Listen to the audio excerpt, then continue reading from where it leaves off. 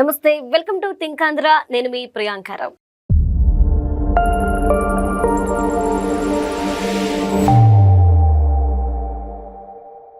AP మధ్య కుంభకోణానికి సంబంధించి రోజుకొక వార్త బయటకు వస్తుంది. అంటే ఆ డబ్బుని ఎలా దోచుకున్నారు, ఎక్కడెక్కడ పెట్టారు, ఎవరెవరికి ఇచ్చారు, ఇలాంటివన్నమాట. సో ఈ రోజు కూడా ఒక వార్త హల్చల్ అవుతుంది. అసలు దీనికి సంబంధించి ఇందులో వాస్తవాలు ఎంత, అసలు ఎలా చూడాలి, దీనికి సంబంధించి మనతో మాట్లాడడానికి ఈ రోజు డివి శ్రీనివాస్ గారు ఉన్నారు. ఆయనతో మాట్లాడదాం.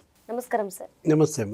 సార్, కసిరెడ్డి రాజ్ ఇప్పుడు ఈ పేరు ఏపీలో అందరికీ సుపరిచితమే, ఎందుకంటే మద్యం కుంభకోణంలో ఎక్కువగా వినబడుతున్న పేరు. అయితే ఈ రోజు నేను విన్నది ఏంటి అంటే ఈడీ క్రియేషన్స్ లో మద్యం కథ. అంటే ఈ డబ్బులన్నీ కూడా సినిమాల్లో ఆటల్లో పెట్టారు ఈ కసిరెడ్డి రాజ్ అనే వ్యక్తి అని, ఈయనకు కొంతమంది బినామీలు ఉన్నారని. ఏంటి సార్ ఇది వాస్తవమేనా? ఎలా చూడాలంటారు సినిమాలు?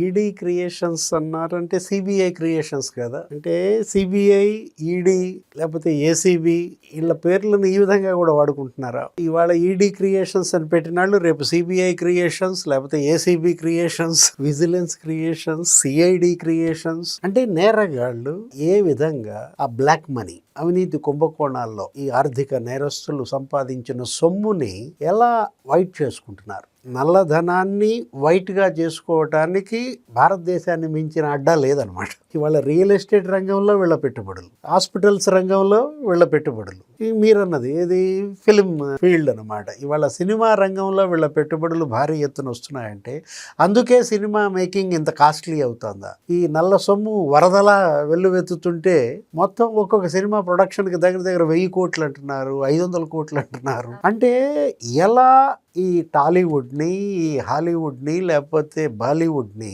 వీటన్నిటినీ కూడా ఈ అవినీతి చెదలు పడుతోంది. మనం చూసాం బాలీవుడ్ ఇట్లాగే భ్రష్టు పట్టింది. అదేంటి, అది అసలు దావూద్ ఇబ్రహీం మొత్తం ఉగ్రవాదుల సొమ్మంతా సినిమా ఇండస్ట్రీలోకి రావడము, వాళ్ళు కూడా ఆ కేసుల్లో ఇరుక్కోవడము, కొంతమంది హీరోయిన్లు బినామీలుగా. అంటే ఇవాళ టాలీవుడ్ పరిస్థితి కూడా ఇలా మారుతోందా? ఇప్పుడు కసిరెడ్డి రాజ్ ఇవాళ నిన్న 3 రోజులుగా ఇక్కడ హైదరాబాద్లో 15 చోట్ల రైడ్స్ చేశారు. జూబ్లీ హిల్స్ జర్నలిస్ట్ కాలనీలో నివాసం, ఆ నానక్రామ్ కూడా నీకు అది ఏక్తా ప్రైమ్ విల్లాస్లో, లేకపోతే ఇంకా మంచిరేవుల, నార్సింగి, రాజ్ పుష్పాలో.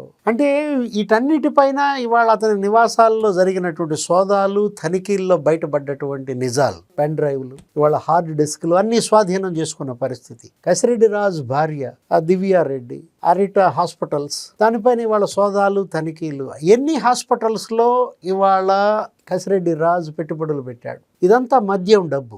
ఏది ఆంధ్రప్రదేశ్లో 5 ఏళ్లలో జగన్మోహన్ రెడ్డి పరిపాలనలో 1,00,000 కోట్ల మద్యం అమ్మారు. అందులో నీకు దగ్గర దగ్గర 99,400 కోట్లు క్యాష్. ఒక్క ముడుపులే కసిరెడ్డి రాజ్ 3,113 కోట్లు వసూలు చేశాడని వైట్ పేపర్లో బయటపడింది. అంటే వీళ్ళు రోజుకి 2 కోట్ల చొప్పున వసూలు చేశారని, నెలకి 60 కోట్ల చొప్పున. 4 ఏళ్ల 2 నెలల్లో 3,113 కోట్లు వసూలు చేశాడంటే ఆ డబ్బంతా ఇటు మళ్ళిందా? ఇప్పుడు నానక్రామ్ కూడా ఏక్తా ప్రైమ్ విల్లాస్ అనగానే నీకేం గుర్తొస్తుంది? వాసుదేవరెడ్డి.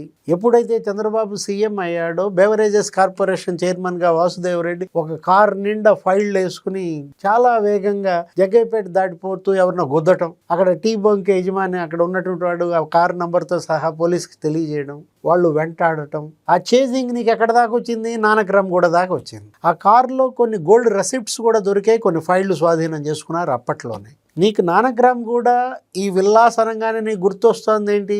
100 కోట్లు అక్కడ దొరికాయి గతంలో ఒక విల్లాలో. ఆ డబ్బు ఎవరిదన్నారు? అప్పుడు అందరు వేళ్ళు ఎటు చూపించారు? శరత్ చంద్రారెడ్డి, అరబిందో. అది కూడా ఆంధ్రప్రదేశ్ మద్యం డబ్బు అన్నారు. నీకు శరత్ చంద్రారెడ్డి అనగానే, అరబిందో అనగానే నీకు గుర్తొచ్చేది Delhi liquor scam, Tihar jail. అతను కూడా తీహార్ జైల్లో ఉన్న పరిస్థితి శరత్ చంద్రారెడ్డి. అంటే ఇక్కడ లిక్కర్ ఏది ఆంధ్రప్రదేశ్లో ఒక మాఫియా 7 అంచెల వ్యవస్థగా.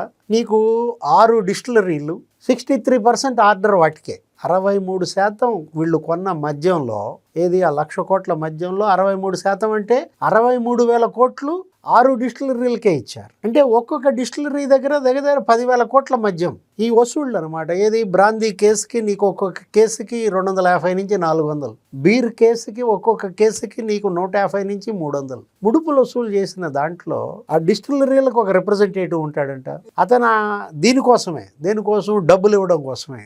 అతను అక్కడి నుంచి అదేదో నీకు క్యాష్ హ్యాండ్లర్స్, ఆ క్యాష్ హ్యాండ్లర్స్ నుంచి క్యాష్ కొరియర్స్ అంటే తీసుకుపోయేవాడు వెహికల్లో. ఒకడు హ్యాండ్లర్, ఒకడు కొరియర్, ఇంకొకడు పెడ్లరా, ఇంకొకడు ఈ 5వ అంచెలో రాజ్ కసిరెడ్డి ఉన్నాడని, ఇది ఒక 7 అంచెల వ్యవస్థ అని, రాజ్ కసిరెడ్డి నుంచి ఇది మిథున్కి వెళ్తుందని ఆ పెద్దారెడ్డి కొడుకు ఎవరు మిథున్ రెడ్డి, అక్కడి నుంచి బిగ్ బాస్కి వెళ్ళాయని, బిగ్ బాస్ అనగానే జగన్మోహన్ రెడ్డి. అంటే ఇప్పుడు ఈ సినిమాల్లో పెట్టిన పెట్టుబడులు, ఈ హాస్పిటల్స్లో పెట్టిన పెట్టుబడులు, లేకపోతే రియల్ ఎస్టేట్లో వాటన్నిటిలో బిగ్ బాస్ పెట్టుబడులు ఉన్నాయని, ఎలా భారతదేశంలో ప్రత్యేకించి ఆంధ్రప్రదేశ్లో అవినీతి కుంభకోణాల్లో లక్షల కోట్ల డబ్బు విదేశాలకు మనీ లాండరింగ్ జరుగుతూ మిగతా అమౌంట్ అంతా నీకు ఇక్కడ బ్లాక్ని ఎలా వైట్ చేశారు. ఇది ఒక టిపికల్ కేస్ స్టడీ. ఇది ఒక క్విడ్ ప్రోకో 2.0. ఇది రేపొద్దున మళ్ళీ హార్వర్డ్లో, ఆక్స్ఫర్డ్లో, లేకపోతే స్టాన్ఫర్డ్లో ఇది ఒక స్టడీ అవుద్దా, ఇది ఒక సిలబస్ అవుతుందా? గతంలో మనం చూసాం జగన్మోహన్ రెడ్డి క్విడ్ ప్రోకో 1.0 అంతర్జాతీయ విశ్వవిద్యాలయాల్లో MBA స్టూడెంట్స్కి అదొక సిలబస్ అయింది. ఇప్పుడు నిన్న జరిగిన సోదాల్లో ఇవాళ కూడా జరుగుతున్నాయి. ఆ మంచి రేవుల్లో వాళ్ళ అత్త మామల ఇల్లు వాళ్ళు పరారయ్యారు. ఎవరు? ఆ దివ్యారెడ్డి పేరెంట్స్. అతని తోడల్లుడంట, అంటే ఆమె చెల్లి భర్త, అక్క భర్త అవినాష్ రెడ్డి, వాళ్ళందరి ఇళ్లపైన ఇవాళ సోదాలు. ఎవరు? దేవేందర్ రెడ్డి. అంటే ఎలా ఇక్కడ ఆంధ్రప్రదేశ్లో లిక్కర్ మాఫియా ఒక పెద్ద జడలు విప్పిన భూతంలాగా మొత్తం ప్రజల రక్తం తాగిందో, వాళ్ళకేమో 53% లివర్ దెబ్బతింది. ఎవరు? తాగిన వాళ్ళకి. వాళ్ళని తాకట్టు పెట్టి 25,000 కోట్లు తెచ్చారు. మరో 25 ఏళ్లకి ఈ తాగుబోతులందరినీ తాకట్టు పెట్టి 25,000 కోట్ల అప్పు తెచ్చారే, వాళ్ళ రక్తం పీల్చారే. అరే వాళ్ళు ఏదో కష్టపడి కూలీ చేసి నాలి చేసి ఆ తాపీ కార్మికులు, లేకపోతే ఎలక్ట్రీషియన్స్, ప్లంబర్స్, చేతి వృత్తుల వాళ్ళు, అసంఘటిత కార్మికులు, వాళ్ళకి మీరు చీప్ లిక్కరా? జే బ్రాండ్స్ అంట, మనం ఎప్పుడు వినని పేర్లు. అంటే IMFLని ఇక్కడ రాకుండా చేశారు. మాగుంట శ్రీనివాసులు రెడ్డినే బెదిరించారు. అంటే నికార్సైన మద్యాన్ని ప్రజలకు దూరం చేసి ఈ కల్తీ మద్యం, ఏది ఈ నాసి రకం మద్యాన్ని వాళ్ళ పైన రుద్ది ఎలా వీళ్ళు తాగారో ఇదొక పెద్ద మహమ్మారిగా మారింది. అంటే వీళ్ళే తయారీ, వీళ్ళే సరఫరా, వీళ్ళే అమ్మడం. అటు డిస్టిలరీలు కబ్జా చేశారు, ఇటు ప్రభుత్వ షాపుల్ని వీళ్ళే స్వాహా చేశారు, ఆక్రమించారు. వీళ్ళ మనుషులతో వాటిని అమ్మించి, అంటే అది తయారీకి ఏదో ₹1 అవుద్దంట, కానీ అమ్మింది ఎంతకి? 175, 199. ఎంత డబ్బు వీళ్ళు ఇవాళ మనీ లాండరింగ్ అన్నాడు లోక్సభలో.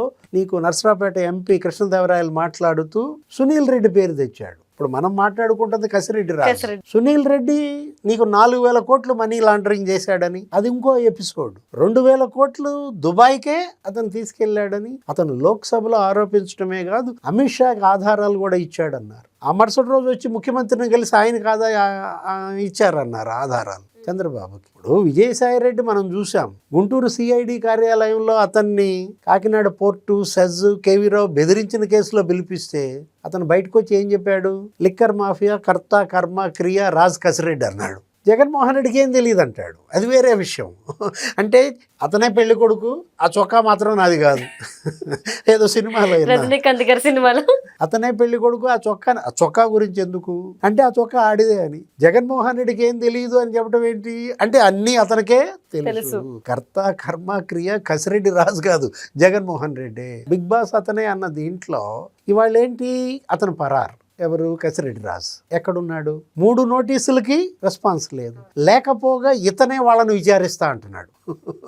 పోలీసులు విచారణకు అతను హాజరవ్వాలా, కసిరెడ్డి రాజు విచారణకు పోలీసులు రావాలా? అతను కొన్ని ప్రశ్నలు అడుగుతున్నాడు. నేను IT సలహాదారుని, నాకు దానికి ఏంటి సంబంధం? మీ దగ్గర ఏ ఆధారాలు ఉన్నాయో నాకు చూపించండి, నేను వాటికి సమాధానాలు ప్రిపేర్ చేసి మీకు పంపిస్తా. ఇట్లా మెయిల్స్ పంపటం. అంటే ఒకవైపేమో వాళ్ళని మభ్యపెట్టి రాకుండా జాప్యం చేయడం, మరోవైపేమో కోర్టులో ముందస్తు బెయిల్స్కి వెళ్ళడం, అంటే లీగల్ ఫైట్ చేస్తున్నట్టుగా భ్రమ కల్పించటం. ఇతను పరారి. ఎట్లా వీళ్ళు అటు కోర్టుల కళ్ళు గప్పారు, ఇటు పోలీస్ కళ్ళు గప్పారు, ప్రభుత్వ కళ్ళు గప్పారు. ఇవాళ ఎక్కడున్నాడు? అమెరికా పరారయ్యాడు. కసిరెడ్డి రాజు నిజంగానే అమెరికా వెళ్ళిపోయాడా? అతను అమెరికా వెళ్ళిపోయాడు అని రాసిన కథనం ఎవరిది? వైసీపీ మీడియాది. వైఎస్ఆర్ కాంగ్రెస్ పార్టీలో ఒక ఆన్లైన్ ఎడిషన్స్లో కసిరెడ్డి రాజు పరారయ్యాడు అని రాశారు. అమెరికాలో ఉన్నాడని రాశారు. సజ్జలు ఏమంటాడు, అది కూడా ఎల్లో మీడియా అంటాడు. అంటే వైఎస్ఆర్ కాంగ్రెస్ పార్టీ వాళ్ళు నిర్వహిస్తున్న ఆన్లైన్ ఎడిషన్స్ పేపర్ కూడా నీకు మరి ఎల్లో మీడియా అని సజ్జలు అంటున్నాడంటే నిజంగా అతను అమెరికా వెళ్ళాడా లేదా, ఎలా వెళ్ళాడు, మారువేషంలో వెళ్ళాడా, ఎయిర్పోర్టుల దగ్గర ఏం జరుగుతుంది, అక్కడ ఉన్నటువంటి వాళ్ళు మనం చూసాం. చెవిరెడ్డిని వెనక పట్టుకొచ్చారు, మేహిత్ రెడ్డిని వెనక పట్టుకొచ్చారు, దేవినేని అవినాష్ని వెనక పట్టుకొచ్చారు, కసిరెడ్డి రాజుని ఎందుకు పట్టురాలేకపోయారు, కాకాని గోవర్ధన్ రెడ్డి ఎక్కడున్నాడు? అంటే పరారీలో ఉన్న వాళ్ళందరికీ సహకరిస్తోంది ఎవరు? ఒక సస్పెన్షన్లో ఉన్న ఐపీఎస్. ఎవరా ఐపీఎస్? పిఎస్ఆర్ ఆంజనేయుల. ఇవాళ అన్ని వేళ్ళు పిఎస్ఆర్ ఆంజనేయుల వైపు చూపిస్తున్న నేపథ్యంలో సస్పెన్షన్కి గురైన అధికారులు వాళ్ళకి ఇచ్చిన ఆర్డర్లో ఏముంది? బెజవాడ వదిలి వెళ్ళకూడదు. బేస్ వదిలి ఎందుకు మీరు హైదరాబాద్లో ఉంటున్నారు? హైదరాబాద్లో ఉండి ఒక ప్యారలల్ ఫోర్స్ నడుపుతున్నాడా? స్లీపర్ సెల్స్ని పోషిస్తున్నాడా? వీళ్ళందరికీ డబ్బులు ఎవరిస్తున్నారు? ఫండింగ్ ఎక్కడి నుంచి జరుగుతోంది?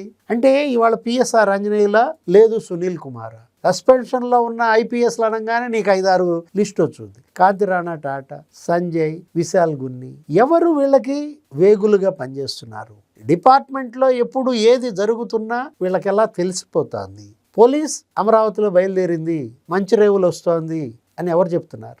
ఎలా తెలుస్తోంది? వాళ్ళ అత్తమామలు ఎలా జంప్ అయ్యారు? పోలీస్ అమరావతిలో బయలుదేరింది, నానక్రామ్ కూడా ఏక్తా విల్లాస్కి వస్తోంది అని ఎవరు చెప్పారు? ఇవాళ పిఎస్ఆర్ ఆంజనేయులో సునీల్ కుమారో లేకపోతే సంజయ్యో వీళ్ళు ఇవాళ ప్యారలల్ ఫోర్స్ మెయింటైన్ చేస్తున్నారా? ఒక పోలీస్కి కౌంటర్ పోలీస్ నడుస్తోందా? మనకు అర్థం కాని విషయం. ఇంటెలిజెన్స్కి కౌంటర్ ఇంటెలిజెన్స్ ఉన్నట్టుగా వీళ్ళే ఒక కౌంటర్ ఫోర్స్ని వీళ్ళు నిర్వహిస్తున్నట్టుగా నీకు అక్కడ సమాచారం ఎప్పటికప్పుడు సిఐడి నుంచి, ఇంటెలిజెన్స్ నుంచి, విజిలెన్స్ నుంచి వీళ్ళకి అందుతుంది. కాబట్టే వీళ్ళు పరారవుతున్నారు, దేశం వదిలి వెళ్తున్నారు. ముందు వీళ్ళని అడ్డుకట్ట వేయాలి. వాళ్ళు పట్టుబడాలంటే ముందు ఈ కౌంటర్ పోలీస్ జరుగుతున్నటువంటి ఈ నిఘాకి, ప్రతి నిఘా దానిపైన ఇవాళ నిఘా పెట్టాలి. లేకపోతే వాళ్ళ యొక్క కదలికలను అడ్డుకోవడం కష్టం, అరెస్ట్ చేయటం అంతకన్నా కష్టం.